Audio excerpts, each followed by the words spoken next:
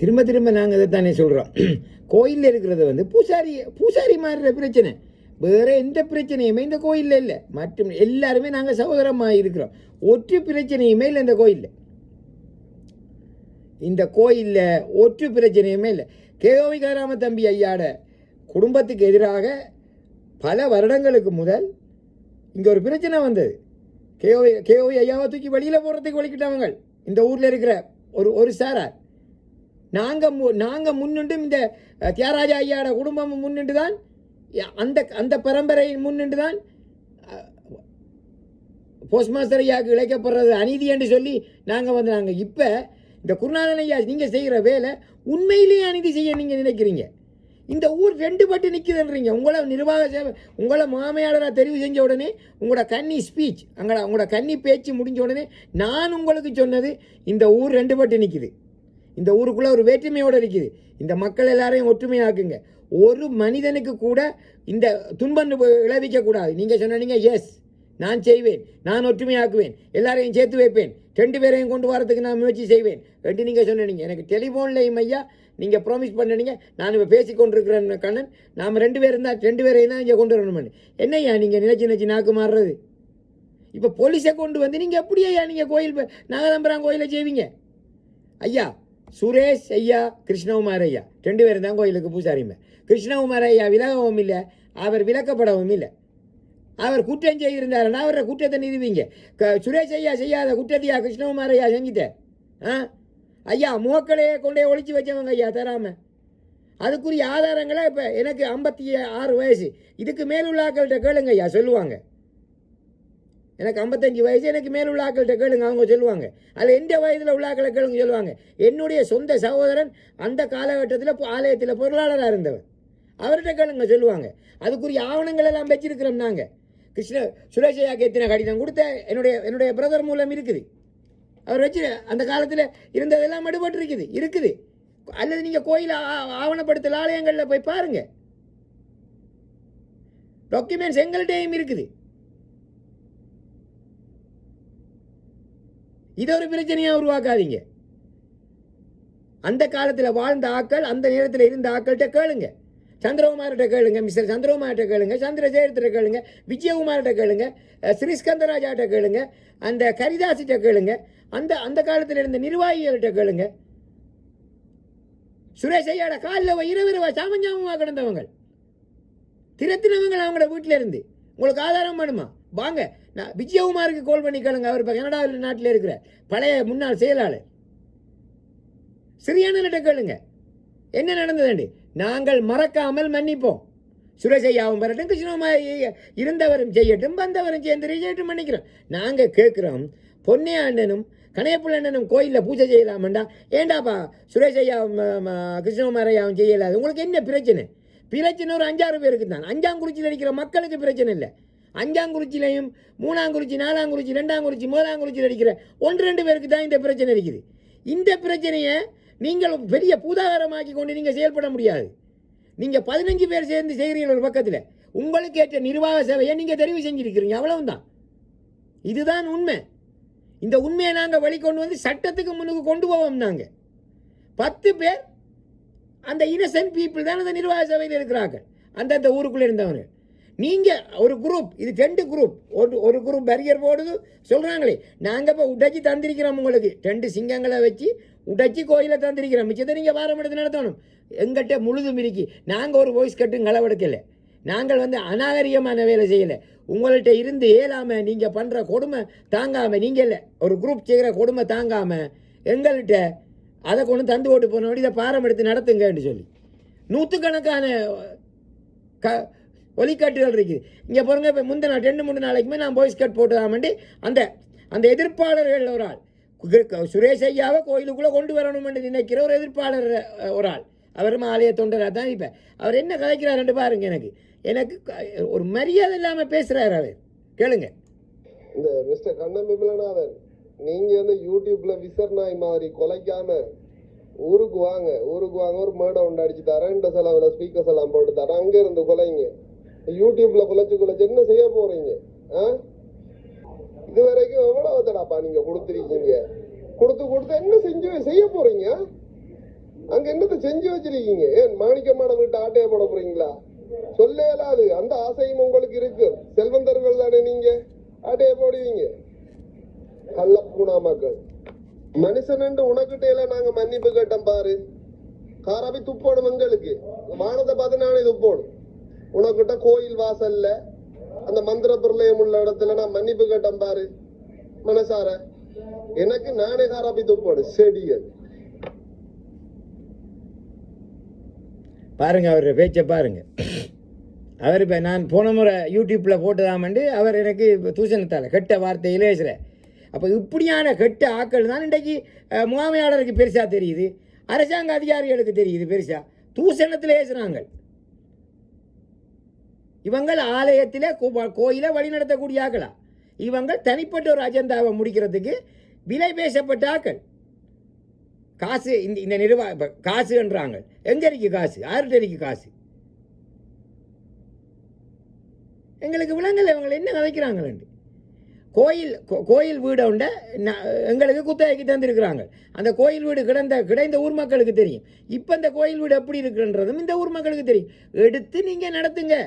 நாங்கள் கோயிலுக்கு வருமானத்தை ஈட்டி கொடுக்குற ஒரு ஆக்களாக தான் இருக்கிறோம். அதில் வர மாங்காயோ தேங்காயோ வருமானங்களோ கோயிலுக்கு போகுது. ப்ளஸ் நாங்கள் வாடகையும் கொடுக்குறோம். அதை நீங்கள் எடுத்து நடத்துங்க. எங்களை விட கூட வாடகை கொடுத்து நடத்துங்க கோயில் வீட்டை. எங்களுக்கு தேவையில்லை வீடு. இருக்கிற வீடுகள் இருக்கிறதுக்கு ஆக்கள் இல்லாமல் இருக்கிறோம் ஐயா. பேசுகிறத மரியாதையோட பேசுங்க. அவர் என்கிட்ட மன்னிப்பு கேட்டுதான். ஏன்னா அவர் பிள்ளை செஞ்சாருன்ற வழி தானே அவர் என்கிட்ட மன்னிப்பு கேட்க வந்திருக்கார். செய்கிறது முழுக்க பிள்ளை. அவர் மன்னிப்பு கேட்க வரல. அவர் என்கிட்ட மன்னிப்பு கேட்க நான் சொன்னேன். நான் போன மகாசபையில் நீ எனக்கிட்ட மன்னிப்பு கேட்காத ஐயா, போய் அந்த அம்மாள்ற படிக்கட்டில் போய் மன்னிப்பு கேளு. பேச்சியம்மன் கோயில் வாசலில் வச்சு சொன்னேன் நான் அவருக்கு. அவர் பிள்ளை செய்தபடியாத்தானே எனக்கிட்ட மன்னிப்பு கேட்க வந்தவர். செய்யாத பிள்ளைக்கு மன்னிப்பு கேட்க வந்தவரா? ஏனெண்டா அவர்கிட்ட ஆணவம் தங்கின்றது. அவர் 15 அவர் ஆக்களை உள்ளுக்குள்ள நிர்வாக சேவையில் போட்டாச்சு. இனி நாங்கள் நினைச்சத்தை செய்வோம். தலைவரை விலக்குவோம், செயலாளரை விலக்குவோம். எங்களுக்கு பிடிக்காத ஆக்கள் இங்கே ஒருத்தரும் இருக்கலாது என்ற இருமாப்பில் தான் அவர் எனக்கிட்ட மன்னிப்பு கேட்க வந்தது. நக்கல் மன்னிப்பு தான் அது. அவர் தான் கிங். இந்த பிரிவு இந்த பூசாரி பிரச்சனை, இந்த கோயில் பிரச்சனைக்கு அவர் தான் கிங். அவர் மன்னிப்பு கேட்டது இன்னொரு அடுத்தவரும் வந்தவர், இவரும் வந்தவர். அது ஒரு நாடகம், ஒரு ட்ராமா. அப்போ நான் எனக்கிட்ட மன்னிப்பு கேட்காதீங்க, அம்மாள்கிட்ட போய் கேளுங்க. மன்னிப்பு கேட்குற என்னத்துக்கு எனக்கிட்ட மன்னிப்பு கேட்கணும்? நீங்கள் புள்ள செய்கிறபடியா தானே. ஏனென்று தெரியுமா அந்த மன்னிப்பு கேட்க வந்த? இனி நீங்கள் செய்து பாருங்களேன்.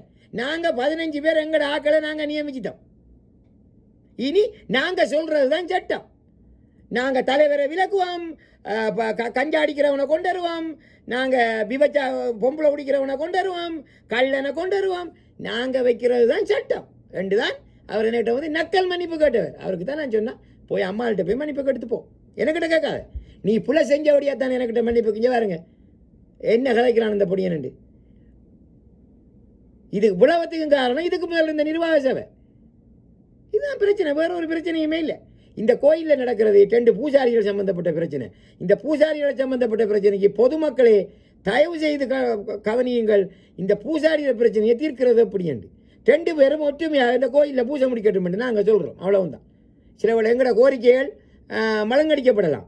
இவங்க அவங்ககிட்ட மெஜாரிட்டி 15 பேரை வச்சு இவங்க செய்கிறதையெல்லாம் செய்யலாம். ஆனால் நீண்ட கால அடிப்படையில் இந்த ஊரையும் ட்ரெண்டாக்கி, இந்த தேசம் ட்ரெண்டையும் ட்ரெண்டாக்கி, ரெண்டு பிரிவினரையும் உருவாக்கி இவங்கள் இந்த ஆலய சூழலையும், இந்த ஆலயத்தில் பக்தியையும், இந்த ஆலயத்துக்கு வர மக்களையும் மண்ணோட மண்ணாக்க போகிறாங்க. இந்த பாருங்கள், புன்னச்சோல காளியோ இல்லை எவ்வளவு சனமண்டு பாருங்க. ஒரு காலத்தில் இந்த ஆலயத்தில் நானும் ஒருத்தனாக இருந்து இந்த பூரண பூஜையை நடத்தி இந்த கோயிலுக்கு வெள்ளிக்கிழமை நாள்தோறும் ஆக்களை வர பண்ணினது நாங்கள். அம்மாள்ற அனுக்கிரகத்தோட அம்மாள் சொன்னதை நாங்கள் செய்த. நாங்கள் அந்த காலத்தில் 680 புன்னச்சோலைக்கு போன மக்களை நாங்கள் கல்லடி போடையில் நிப்பாட்டுனாங்க. வெள்ளிக்கிழமை பூரண பூஜையை கிராண்டா செய்து. இப்போ ஆலயத்தில் காசு, இப்போ ஆலயத்தில் வருமானம் வருது. கண்டபாட்டுக்கு எல்லாருமே காசுகளை நினைச்ச மாதிரி வசூலிக்கிறதுக்கு பழகிட்டோம். என்ன என்ன என்ன என்ன நினைச்சு கொண்டு நாம் எல்லாம் இருக்கிறோம். நாங்கள் கேட்குறோம், எங்களுக்கும் ஒரு இடம் தாங்க. இப்போ நிர்வாக சபையில் நாங்கள் 10 பேர் இருக்கிறோம், எங்கடாக்கள் 10 பேர் இருக்கிறோம். அது மக்களோட பிரதிநிதி. அடுத்த பக்கத்தில் 15 பேர் இருக்கிறீங்க.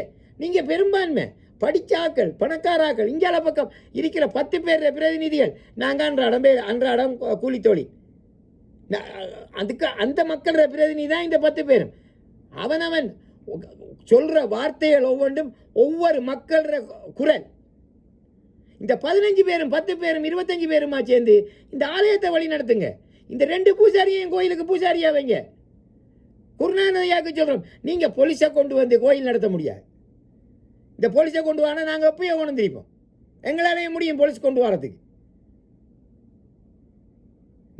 நாங்கள் கொடுத்தது பழைய நிர்வாக சபைக்கு ஒரு சென்சிட்டிவான ஒரு டிமாண்ட் லெட்டர் தான். அந்த லெட்டர் ஆலயத்தில் இருக்கும், வாங்கி படித்து பாருங்கள். நாங்கள் போலீஸுக்கும் கொண்டு போகல, கோர்ட்டுக்கும் கொண்டு போகல. அந்த ஆலய நிர்வாகம் அந்த லெட்டருக்கு தலை வணங்கினது. ஜாப்பின் பிரகாரம் அந்த லெட்டரின் பிரகாரம் இந்த பிரச்சனைகள் நாங்கள் தீர்க்கிறோம் என்று சொன்னவங்க அவங்க செய்யலை. நாங்கள் அதுக்கு நடவடிக்கை எடுக்கலை. ஆனால் இப்போ போலீஸ் ஸ்டேஷன் எல்லாம் வலிக்கிட்டாச்சு எல்லாரும். இனி நாங்களும் வந்து வலிக்கிறோம். எங்களையும் சேர்த்துக்கொள்ளுங்க. உங்களோட மண்டாட்டமாக கேட்குறோம். எங்களையும் உங்களோட சேர்த்துக்கொள்ளுங்க. நீங்கள் பெரும்பான்மை, நாங்கள் சிறுபான்மை. நீங்கள் எங்கட பிரதிநிதியாக நாங்கள் விருப்பம் கொள்கிற எங்கட பூசகரை நீங்கள் நிப்பாட்டி போட்டு நீங்கள் நினைக்கிற ஆளை மட்டும் கொண்டு வரக்கூடாது. அது நீதி நியாயமே இல்லை. தயவு செய்து இதை உள்வாங்குங்க. கிருஷ்ணகுமார் ஐயாவோ சுரேஷ் ஐயாவோ கோயிலுக்கு குறித்தா நாம 4 ஊர் மக்களும் தான் இந்த கோயிலுக்கு சொந்தக்காராங்க. இப்போ 6வது பாங்காதங்கரிக்கு 4வது ஊரண்டு வாங்க, நாங்கள் காட்டுறோம். நாதம்பரம் கோயில் 4ஆம் தேதி நீங்கள் போலீஸை கொண்டு வந்து வச்சு சுரேஷ் ஐயாவை கொண்டு வந்து வச்சு பூஜை முடிக்க முடியாது. 2 பேரையும் கொண்டு வந்து வச்சு பூஜை முடிங்க. நாங்கள் ஏற்றுக்கொள்கிறோம்.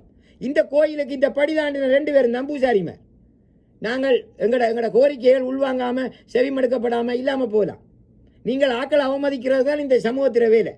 ஏற்கனவே நடந்த பிரச்சனையில் எங்களோட டிஎஸ் அம்மா எடுத்த முடிவு என்ன எடுத்தவ, எல்லாரையும் கோயிலுக்கு வாங்க விடைச்சாம 3 மணிக்கு டைமும் ஃபிக்ஸ் பண்ணினவங்க. நாம் அம்மாள்கிட்ட கேட்டு நாம் கண்டினியூ பண்ணுவோம். நோ, ஒரு திரும்பரலே எல்லாரும் ஓடி ஒழிச்சவங்க தானே. நான் 2:30 இந்த மார்னிங், நான் காலையில் 2:30 மணிக்கு வந்தேன். டிஎஸ் அம்மா 3 மணிக்கு வந்தவன். மற்ற ஆக்கள் அப்படியே வந்தாங்க. ஒருத்தரும் பெறல.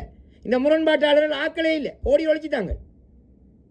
இவங்கள் இன்றைக்கு காலையுமே ஒரு கதை வைப்பாங்க, இரவு ஒரு கதை வைப்பாங்க. இது இந்த அரசு அதிகாரிகளை மதிப்பில்லாமல் நடத்துவாங்க. இங்கே பாருங்கள், இன்றைக்கு ஒரு ஆள் எனக்கு கதைக்குது, தூசணத்தில் ஏசுது. இவர் தான் நாங்கள் முன்னுக்கு போய் சண்டை பிடிக்கிறதுல நிற்கிறார். அரசாங்க அதிகாரிகளுக்கு தெரிய வேணும் ஆறு எப்படி நடக்கிறாங்கண்டு. நாங்கள் எந்த பிரச்சனைக்குமாக நாங்கள் நிற்கலை. நாங்கள் சொல்கிறோம் ஊர் ஒற்றுமையாக இருக்கட்டும். அதெப்படி ஒரு ஆள் வஞ்சிக்கிறது. ஆனால் நீ பிழை செய்தால் தட்டி கேட்கணும். நான் உங்களை பற்றி எங்கேயாவது பிள்ளையாக கதைச்சா நீங்கள் தட்டி கேட்கணும். நாங்கள் செய்கிற பிள்ளைன்னு சொல்லி நாங்கள் பிள்ளையை உணர்றோம். நாங்கள் பிள்ளையை உணர்ந்தால் உங்கள்கிட்ட மன்னிப்பு கேட்குறோம். இல்லையே, நாங்கள் நியாயத்தை தானே கதைக்கிறோம். நீங்கள் ஏன் அவதூறு கதைக்கிறீங்க? நீங்கள் இல்லாத பிரச்சனையெல்லாம் ஏன் உருவாக்குறீங்க? இந்த ஆலயத்தில் காலகாலமாக இருந்து வர்றது பூசாரி பிரச்சனை. இந்த பூசாரி பிரச்சனையை தீர்க்கிறதுக்கு எல்லாரும் முன்வாருங்க. அம்மாள்ற பாதத்தில் விடுங்க இந்த பிரச்சனையை. ஏதோ ஒன்று வரட்டும், சுரேஷ் ஐயா வரட்டும், அல்லது கிருஷ்ணகுமார் ஐயா வரட்டும் மாறாவர். கிருஷ்ணகுமார் ஐயா சுரேஷ் ஐயா தலைமை பூசாரினா கிருஷ்ணகுமார் ஐயா உதவி பூசாரி. 2 பேரையும் சேர்த்து வச்சு நடத்த பாருங்க. ஏன் இந்த ஊருக்குள்ள புலவை உண்டாக்குறீங்க? நாங்கள் புலவை உண்டாக்கலை. நீங்கள் உண்டாக்கின புலவை நாங்கள் திருப்பி அடைக்கிறதுக்கு பார்க்குறோம். ஒரு மனிதனுக்கு இரக்கம் வேணும், பண்புகள் வேணும், அடுத்த மனுஷனுக்கு கொடுக்குற மரியாதை வேணும். நீங்கள் என்ன தவறுகள் செய்கிறீங்கன்னு நாங்கள் கண்டுபிடிக்கிறதுக்கு எங்களுக்கு உரிமை இருக்குது. அதே மாதிரி நாங்களும் தவறு செஞ்சால் உங்களுக்கு கண்டுபிடிக்கிறதுக்கு உரிமை இருக்குது. அதை நீங்கள் நிரூபிக்கணும். சும்மா கதைக்கக்கூடாது. அங்கே அது இருந்தது இது இருந்தது அப்படி என்று கதைக்க முடியாது. அதை நிறுவனமாக்கணும். கதைச்சு போட்டு கதைக்கலன்னு சொல்லக்கூடாது. எங்களையும் உங்களோட சேர்த்துக்கொள்ளுங்க.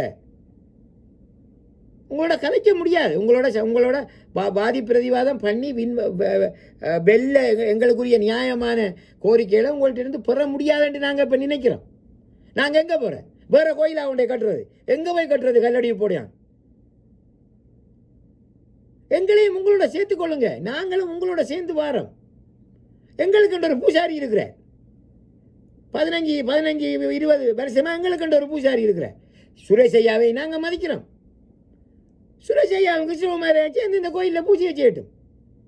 நீங்கள் வதந்திகளை பரப்பி பொய்களை கூறி இல்லாத விஷயங்களை கதைச்சி எங்கேயோ இருக்கிற விஷயங்களை எல்லாம் கொண்டு வந்து இதுக்குள்ளே போட்டு நீங்கள் சாம்பார் காய்ச்சை வலிக்கிடாதீங்க. நேர்மையாகவும் உண்மையாகவும் நடவுங்க. யூடியூப்பில் எத்தனையோ பேர் என்கிட்ட கேள்வி கேட்டிருக்கிறாங்க, முகக்கலை பிரச்சனை சொல்லி. எங்களுக்கு நேரம் இல்லை அதிலெல்லாம் போய் எழுதுறதுக்கு.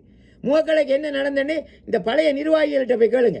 அம்மாள்ற முகக்கலைக்கு சுரேஷ் ஐயா என்ன செஞ்சவர்னு கேளுங்க. நாங்கள் கேட்குறோம், சுரேஷ் ஐயாட்ட எங்களோட தேவதாஸ் தேவாதி தலைமை தேவாதி காலில் விழுந்தவரா? அதுக்கு என்ன சாட்சி? அன்றைக்கு இல்லாத பொல்லாத பொய்யெல்லாம் அவர்கிட்ட சொல்லி தொலைம்பித்து போனாங்க. எல்லாரும் கேட்டுக்கொண்டு இருந்தாங்க. அந்த காலத்தில் சுரேஷ் ஐயா கோயிலை விட்டுட்டு போனோன்னே என்ன நடந்ததுன்றது இங்கே இருக்கிற பழைய தலைவர், பழைய செயலாளர், பழைய பொருளாளராக கேட்டு கேளுங்க. நான் திரும்பவும் சொல்கிறேன், ஐயா ஊரை ஒற்றுமையாக வச்சுக்கொள்ளுங்க. ஐயா ஊரை சண்டை சச்சரவோட வைக்காதீங்க. நீங்கள் செய்கிற வேலை எவ்வளோ என்ன நடக்க போகுதுண்டா, எதிர்காலத்தில் 2 பிரிவினையை உருவாக்கி போட்டு போகுது. அன்றைக்கு தூசண வார்த்தையை சொல்கிறேன்னு சொன்னேன். ஒரு ஆள் வாரார் என்கிட்ட 6 தூசணம் சொன்னது நான். நீங்கள் தான் சொன்னீங்க. நீங்கள் கோயில் காசு 4-5 லட்சம் ரூபாய் நீங்கள் என்ன கணக்கில் உங்களோட வீட்டை வச்சுருப்பீங்க? கோயில் பணம் மக்கள வியர்வை பணம், மக்கள் வரிப்பணமாக தந்த காசை ஒரு நிர்வாக உறுப்பினர், எங்களோட முதலாங்குறிச்சி நிர்வாக உறுப்பினர் தான் நான் சொல்கிறேன். அவர் என்னென்று கோயில் பணத்தின் ஒரு 4 லட்சம் 5 லட்சம் 3 லட்சத்தை என்னென்று அவர் வீட்டில் வச்சிருக்கிறது 4-5 வருஷமா? 6 கொடுத்த அந்த அதிகாரத்தை. அதுதான் அந்த மாசாவை கொடுத்த தேவசிங்கம் ஐயா கேட்டவர். அவர் கேட்டது சரி. அப்போ நான் சொன்னேன்னா இதெல்லாம் கேட்கறதுக்குரிய நேரம் இல்லை. பழைய நிர்வாக சபையும் புது நிர்வாக சபையுமா சேர்ந்து அதை பார்க்கட்டும் என்று சொன்னேன். இவர் என்னென்று காசை வச்சிருப்பார்? அவர் என்னென்று இன்றைக்கு நிர்வாக சபையில் இருப்பார்? நீங்கள் கோயில் இன்றைக்கு தான் அந்த காசுக்கு சாமமாகி கொண்டு வந்து போடுறீங்க கோயிலில். இவ்வளவு நாளும் நீங்கள் எப்படி அந்த காசை வச்சிருப்பீங்க? யார் உங்களுக்கு அந்த அதிகாரத்தை தந்தது?